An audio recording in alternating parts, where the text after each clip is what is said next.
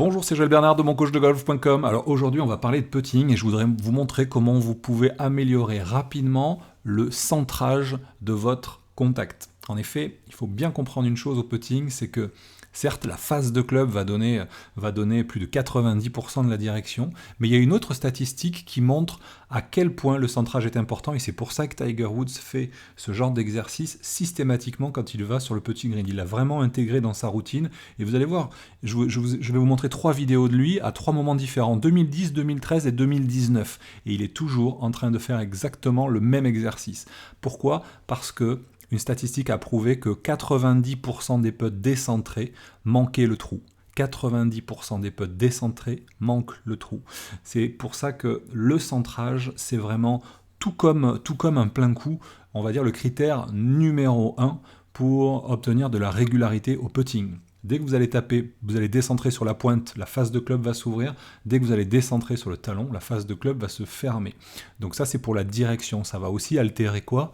Votre dosage, forcément. Si plus vous éloignez du sweet spot, moins la balle va réagir, c'est-à-dire moins l'effet trampoline, ou en tout cas, on va dire l'énergie transférée à la balle sera importante, et moralité, eh bien, on va rester court. C'est pour ça qu'il y a une autre statistique qui dit que à plus de 8 mètres, plus de 70% des putts restent courts, à plus de 8 mètres du trou. Tout simplement parce que on prévoit de doser, on prévoit une certaine amplitude, une certaine vitesse pour arriver jusqu'au trou, par exemple le trou qui est à 10 mètres, sauf que si je la décentre, eh bien, il y a moins d'énergie restituée, du coup je reste trop court. Alors, cet exercice, si vous regardez la télé, vous avez dû très certainement Tiger Woods le faire, puisque comme je vous dis là, on est en 2010, regardez.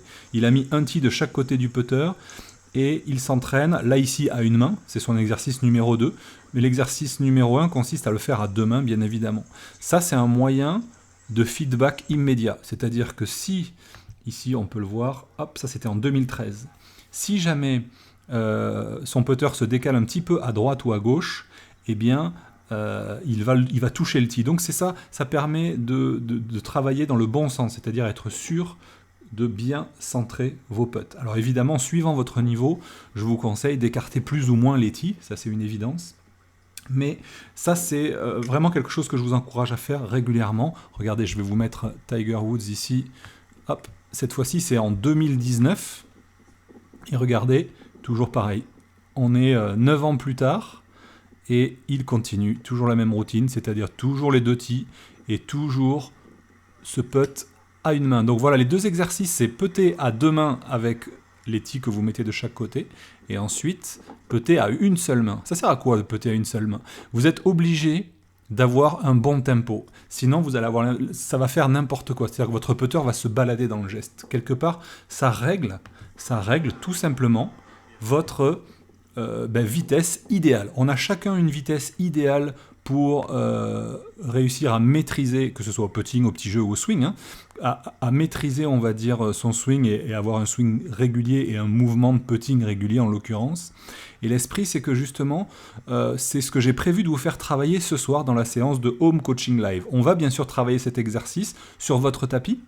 Donc je vais vous montrer comment le faire facilement à la maison, et je vais surtout vous montrer comment éviter de ne pas taper dans les tees, parce que là on le voit faire, on le voit installer utiliser en tout cas cet exercice qu'on appelle le gate drill, donc l'exercice du portail, mais il faut comprendre une chose, c'est que si vous n'avez pas la bonne position, vous risquez à chaque fois de taper dans le tee, et donc je vais vous montrer quelle position obtenir pour justement avoir un passage régulier entre les tees. Donc ça, c'est la première chose.